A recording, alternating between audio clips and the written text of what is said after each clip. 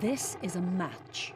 It's a chemical prison that locks up chemical energy until it's set free. All it takes is a strike on a matchbox. Understanding how reactions like this work has sent human beings out of this world. But nearly 50 years after people first ventured into space, it's still far too expensive. Every shuttle launch burns up more than $400 million. There must be a cheaper way. Around the world, a new generation of rocket pioneers is fired up by the challenge. Well, this is a small piece of the rocket propellant that we use, and it's held together in a rubber matrix, so it's really quite flexible. So I'll just ignite a piece. This propellant is the same stuff that burns in the space shuttle's booster rockets. Steve Bennett hopes that experiments with it will help build a rocket big enough to take him and his friends into space. It's a serious business. If they prove they can do it reliably, they could win a competition set up by an American millionaire. It's worth $10 million. There's a long way to go, but Steve's already got years of experience. Back in 1993, it was just a hobby. Steve and his family went out at weekends to launch rockets for fun. They just wanted to see how high the rockets would go. This is how all the great rocket pioneers started out.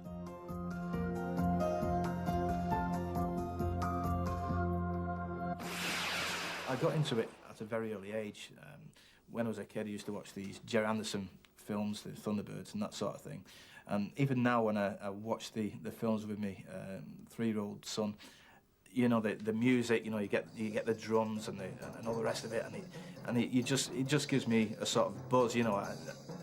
It makes me want to build rockets. Steve set to work in his garage.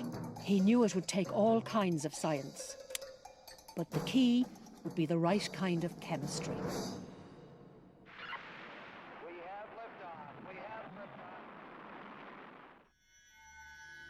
This is a strip of magnesium metal. Drop it into hydrochloric acid and watch using a heat-sensitive camera. Blue is cold, purple is warm, yellow is hot, white is even hotter. Clearly the reaction releases heat. It's exothermic. So it's the same kind of reaction that powers a rocket, even though there are no flames. You don't even need solid chemicals for an exothermic reaction. The water in this beaker is at room temperature, but add another cold, clear liquid and a bubbling reaction starts immediately. The heat-sensitive camera reveals gas being given off. It shows up because it's hot. The heat seems to come from nowhere, but actually it was locked up in the chemicals all along. Chemists show what's going on in an energy level diagram. Imagine this ball represents the reactants, the chemicals that go in to start the reaction. Before they start reacting, there's this much energy in them. As the reaction begins, it starts to make new chemicals, products plus heat. The products only lock up this much energy because some of the energy that was in the reactants has been given out to the surroundings as heat. Exothermic reactions always work like this. The products have less energy than the reactants, so the energy left over heats up the surroundings.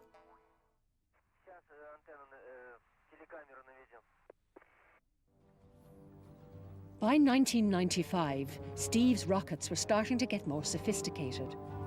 Instead of crashing down to Earth, a parachute should make this one float down so it can be fired again. This is ready for the test firing of the parachute ejection mechanism.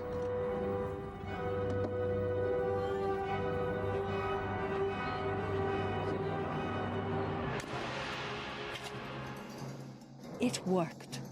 Hundreds of people came to wish Steve good luck for the countdown. We bless in the name of God, the Father, the Son, and the Holy Spirit. the rocket! We have liftoff. We have liftoff. It went very well. I was over the moon with that. The launch was a total success, and now I'm well on my way to my next launch. Fired up with success, Steve no longer worked alone. A team formed to ready the rocket for another mission. By 1997, the rocket had left Steve's garden far behind. Now at Salford University, the team had the right kind of kit to start recording rocket launches scientifically. They could figure out what was holding them back and how they could fly higher.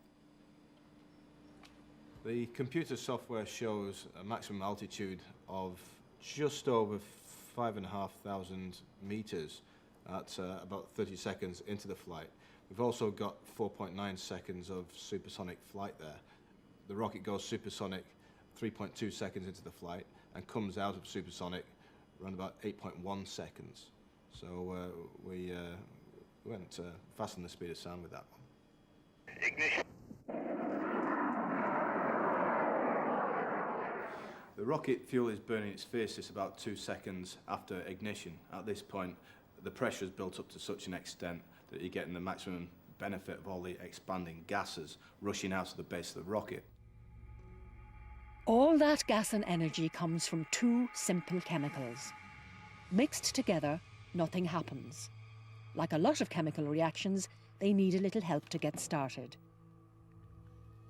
Add a little energy. Rocket fuel needs a bit of heat energy to light the fire of the big reaction.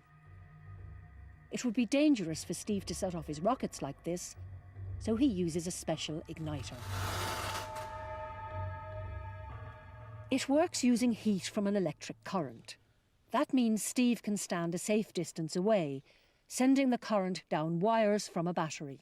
I can demonstrate exactly how these work by passing a current across the tip of the igniter head there, which contains a paragen, which is a kind of miniature explosive. So here goes.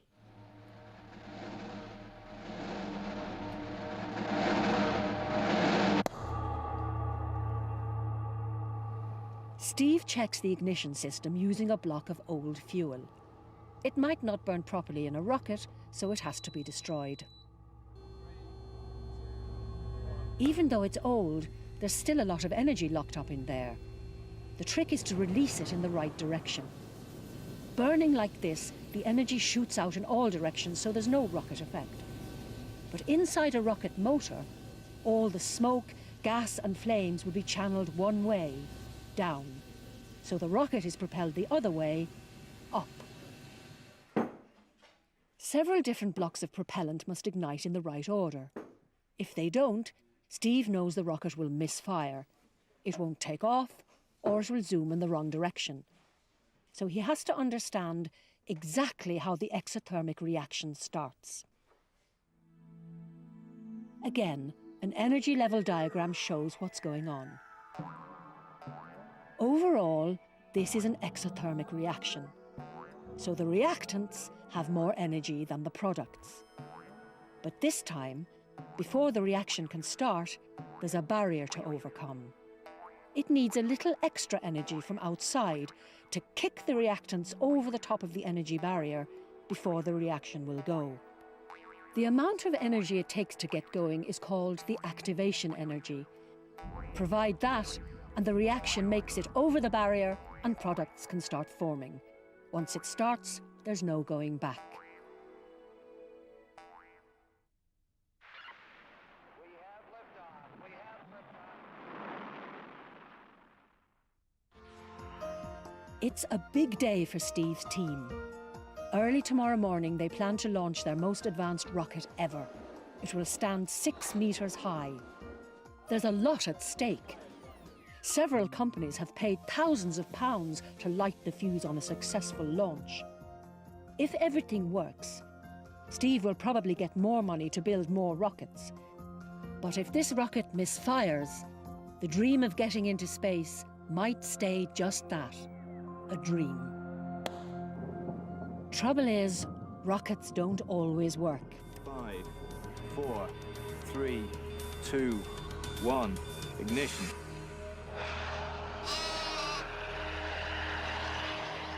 And that wasn't the only time.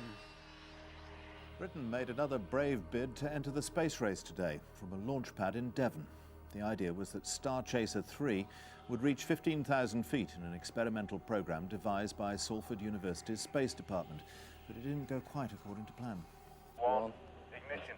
It should have soared 15,000 feet in 34 seconds. Here we go. We have liftoff. It was over in 10. Bloody hell. Full of rocket fuel, the Moor quickly caught fire. Rocketeers turned firefighters as the blaze quickly engulfed 2 square miles. You've got to get some sleep. Well, Only got a couple of hours. sleep in a car. I'll sleep in the van going up there. No, he's driving. Me. It's the night before launch. Steve must give his final briefing to the team. Right. Listen, folks, this isn't a lecture, right? So we're going to stand around the table again, yeah? That means you can get out your seats and you come around here. There's a lot to remember. This is what I propose to do. Leave the university between 3 and 3:30 in the morning with a view to getting there for about 5 o'clock. Vehicles, we've got a 7.5 ton van, helicopter, fishermen and tractors. Okay, so the launch coordinators, that's all the people with radios. They're all also going to wear white hats unless you're first aid, okay? First aid has green hats. Now we're going to have a bunker about 100 meters from the actual rocket. This is where they'll press the launch button.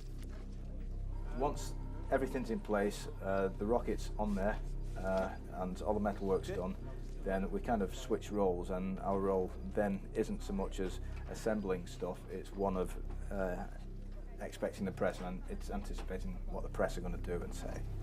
It's a 6-meter rocket. It's made out of fiberglass and aluminium, various composite materials. Do you want me to look at where I'm pointing? No. Okay. Right, we need to move off. Okay, We've got a launch window of between 10 and half past. Unless we launch between that launch window, you're going to have to go home, yeah? 5 minutes to go.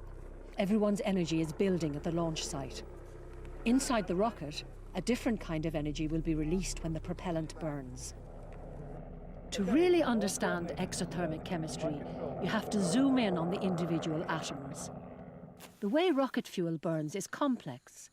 You can see what's going on more clearly in a simpler exothermic reaction, when natural gas burns in air. Natural gas is methane. It's made from 1 carbon atom bonded to 4 hydrogen atoms. The bonds are forces that attract the atoms to each other. They don't want to let go, but when the heat comes on, things start to change. Heat provides energy to break the bonds, not just in the methane, but in the air around it too. Eventually, the methane molecule does split apart. Meanwhile, oxygen molecules in the air are also split apart by heat. Once that's done, the atoms are free to form new bonds. Forming new bonds makes the reaction products, water and carbon dioxide. But those molecules don't need all the energy that their individual atoms had when they were free. So making bonds releases energy. If making the bonds in the products releases more energy than it took to break the bonds in the reactants, the spare energy comes out as heat. Overall, the reaction is exothermic, but not all reactions work this way. We have liftoff. We have liftoff. Chemical reactions that absorb energy are called endothermic reactions. They're the exact opposite of what happens in a rocket, and much less common than exothermic reactions, but they can still be quite dramatic. These 2 dry powders are barium dihydroxide and ammonium thiocyanate. They're both very toxic, so this demonstration is rarely performed. When they're mixed together, each is at room temperature. Look through a heat-sensitive camera, and black shows that the temperature is dropping fast. In seconds, the temperature crashes down, eventually hitting -30 Celsius. Even so, the dry white powders, have turned into a liquid. It's so cold that water vapour in the air freezes on the outside of the metal bucket. If you put in a pack of plastic pockets containing water, give them a quick stir, you can make instant ice. Sometimes that's really handy. When she's not looking after Britain's Olympic athletes, Linda Mitchell takes care of Brunel University's women's football squad. When the injury immediately happens in football, I would run out onto the pitch to make an assessment, and I would probably use an instant ice pack to give some cold to the area.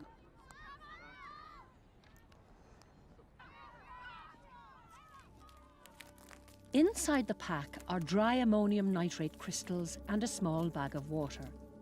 Break the bag open and the reaction starts.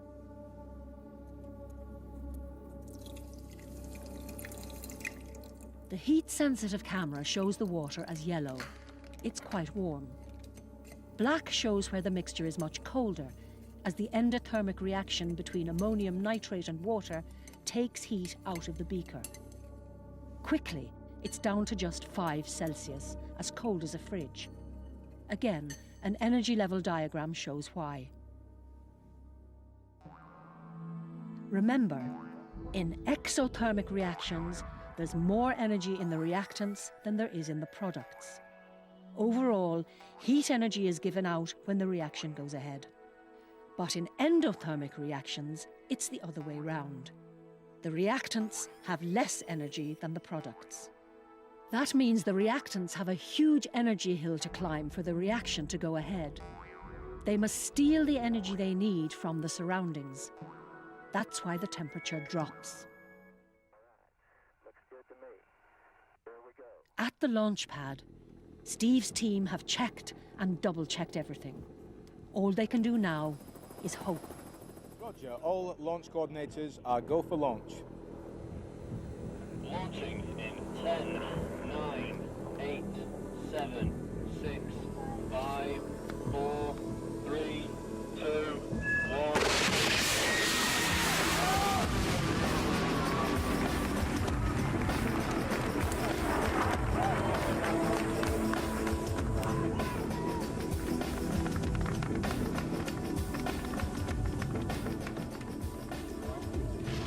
Steve, you're like a happy man. That went really well. It certainly did. We got everything up there, everything did exactly what it was supposed to do, and we got it back okay.